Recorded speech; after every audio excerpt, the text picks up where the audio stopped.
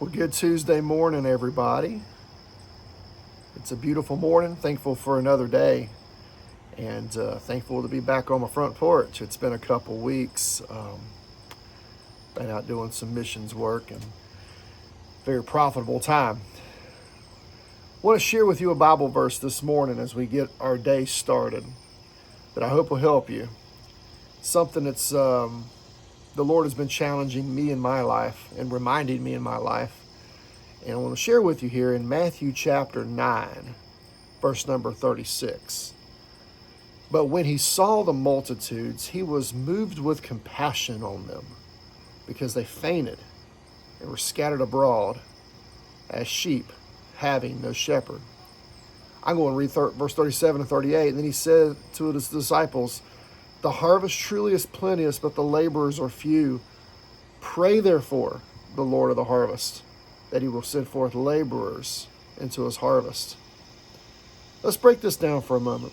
When Jesus saw the multitudes, something I've been reminded of lately and just this mission trip's taught me is to see people. Not just be there. Live in that moment. See them. He saw the multitudes, and it said he was moved with compassion.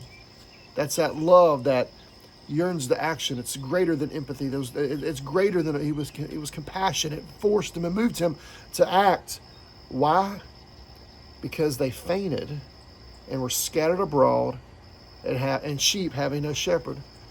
If we just sit down for a moment and stop our busyness and stop our agendas and stop what we got and just focus on people and see them, you will find that everybody in this world has brokenness. They're fainted. This world wears them out. They're emotionally exhausted, spiritually exhausted, broken. And it says they were scattered abroad. They're confused. They're going here and there, and they're trying to find fulfillment here and trying to find fulfillment there. They're scattered abroad. But most importantly, sheep having no shepherd.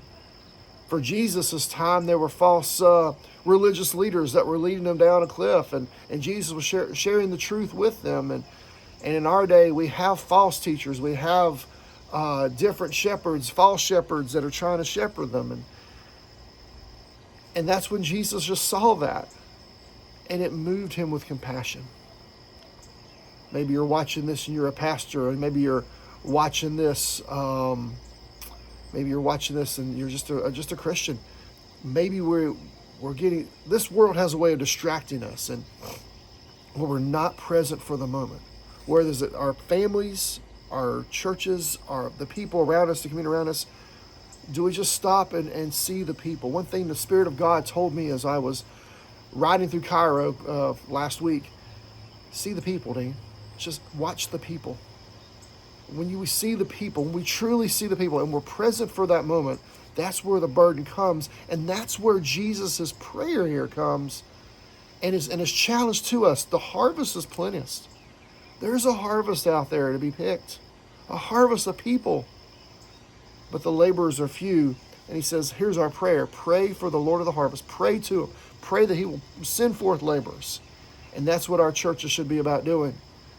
Raising up people, discipling people, sending people out into that harvest to meet that brokenness, because there is one thing that can solve the brokenness of this world, and that is the gospel. That points right to Jesus Christ when we're living the gospel out every day in our life.